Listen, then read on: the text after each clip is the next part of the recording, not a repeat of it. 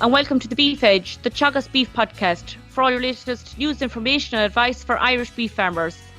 I'm Catherine Egan, and on this week's episode is the first in a regular monthly Beef Masterclass series from expert farmers. I'm joined by Niall O'Meara, a suckler farmer from County Galway.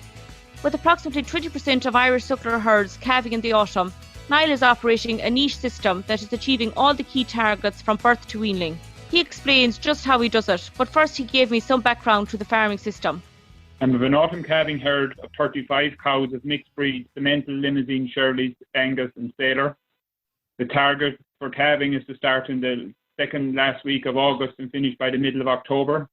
And the target for the offspring is to have the males sold at 500 kilos at a year old and have the females fit for bulling at 14 and a half months at 475 kilos. I also do a lot of measuring of grass, regular weighing of cattle, soil test every 2 years and silage analysis every year. You're different from the normal spring calving system. Why are you autumn calving? I find that the reduced facilities of calving, because calving the cows this time of the year is outdoors, so I don't need calving pens.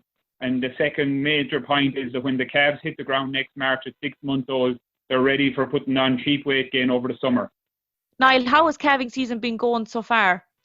It's mixed bag. I'm about 4.5 weeks into calving. I have 85% of the cows calved. I have 29 live calves from 30 cows calved. So I had a couple of deaths and I had 2 sets of twins. So I'm happy enough with that. How do you manage cows calving this time of year? The cows are restricted on a bare paddock and they get grass morning and evening. And that helps keep the calves small and the cows healthy. They also are on pre-calving minerals and an iodine drench every 3 weeks. The iodine drench is every 3 weeks because I had an issue there a couple of years ago and I use that now. Overall, it's been a great year for growing grass. How has grassland management been on your farm this year? Grass is growing well, but it's troughs and peaks this year. We had a great start. It fell short in the drought and it came back again. So because I weigh measure a grass every week, I know what's on the farm. I know when I need to put out manure. I know when I need to cut silage. On my farm so far this year, I've grown about 9 ton of grass. But for me, it's not about the quantity of grass I grow. It's about the quality of grass that I feed to the stock. So I'm inclined to graze it when it's lower covers, so that I don't have huge tonnage at the end of the year. I wouldn't have 12 or 14 ton. Because I'm trying to graze the grass nice and young and lots of energy in it.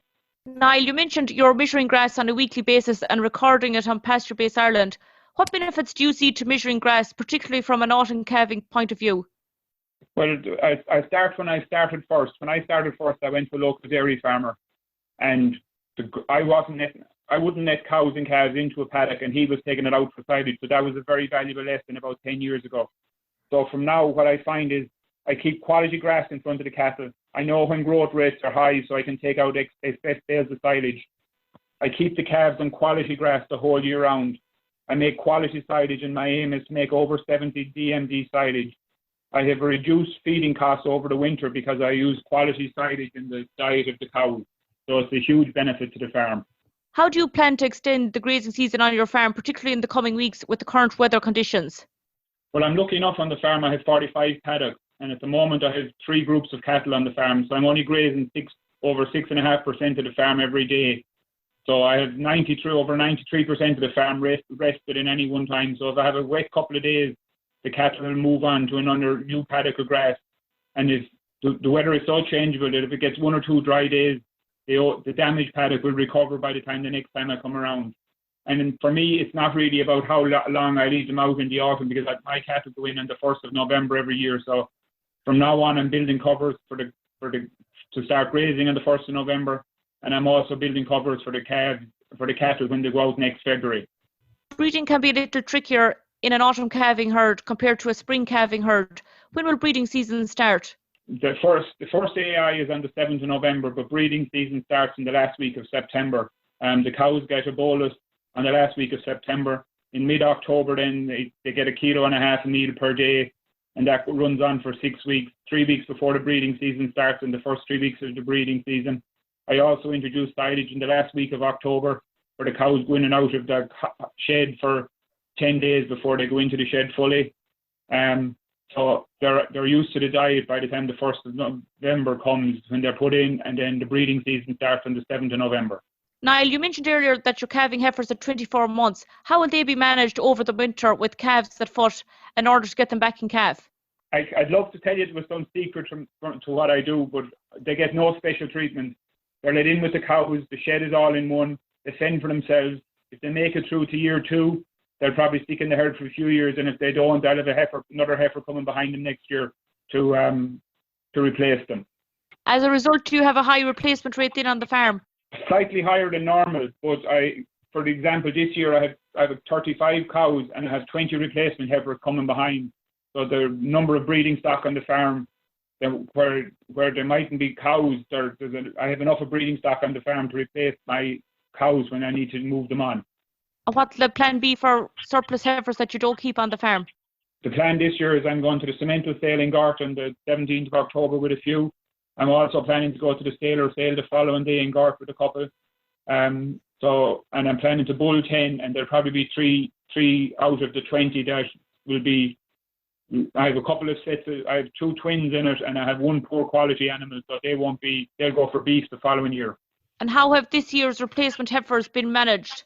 This year's replacement heifers have been managed separately since they came out of the shed until the month of June. So they got good quality grass from February, March, April, May and June. They've got a bolus then in the June, and then they've been introduced with the cows. I find putting them in with the cows quietens them down a lot, because I do be walking through the cows a good bit, because I'm trying to get them used to me. And then for the last 6 weeks before they calve, they go into a high covers of grass, but they're strip grazed in it. So what I'm trying to do is fill up their beddys with less quality sward. So I wouldn't let them into a cover of 13 or 1400. I'd be letting them into a cover of 2,500 and stripping them morning and evening to fill their beddys but keep the quality down. Based on how calving has gone in the past few weeks, how will you select sires for breeding this year? Well, the way I select for sires usually, and it'll be no different this year, I use a replacement index in the ICBF website, and then I look at the docility and the carcass, and then I look at the daughter's milk and the daughter's gestation. So what I want a quiet cow, I want a good carcass, I want her to have lots of milk, and I want to have a calf every year, so the gestation is important as well. The fact you're 100% AI, how do you find cows housed during detecting for heat during the breeding season? Well, I'm lucky enough, I have a slatted tank with a rubber matted area behind it of maybe 30 to 40 foot. So I'm in the shed morning and evening scraping down the rubber mat. So I'm actually actively looking for heat, and some of them when I'm in the shed. And I also have a detectomized bull with a chin ball on him, and I also use tail paint. So I spend a lot of time in the shed for the first 6 or 8 weeks of the breeding season, visually looking at them. That's why they go in the 1st of November, to have them settled on the diet. I used to AI outside and then put them in, and I found there was a break in the breeding season between when I introduced silage, and so now what I'm trying to do is get rid of that break and calve them, AI them quicker. You mentioned earlier silage quality is very important. Why is it so important for you with the system you're operating? Well, I don't want to feed any meal to the cows in the shed. The kilo and a half they get for 6 weeks isn't about feeding the cow. It's about getting their high plain nutrition for AI. So I don't want to have to feed the cow to maintain the quality of milk or the calf. So the cow needs to be able to do that on her own on good quality silage. So if I can make 72 to 75 DMD silage, I'm reducing my cost if I wanted to buy meal to make up 70, 65 GMD silage. So I'm trying to keep the cost of the farm as low as possible. Niall, how will you manage the calves over the winter period? I built a 2-bay shed at the side of the flat with slats a couple of years ago. So the calves get access to grass through a creep gate from the 1st of November when they go in. They have a straw bed to lie on. They get a pinch of meal while they're in the shed, and they have their own silage. They have their own feeding space for silage.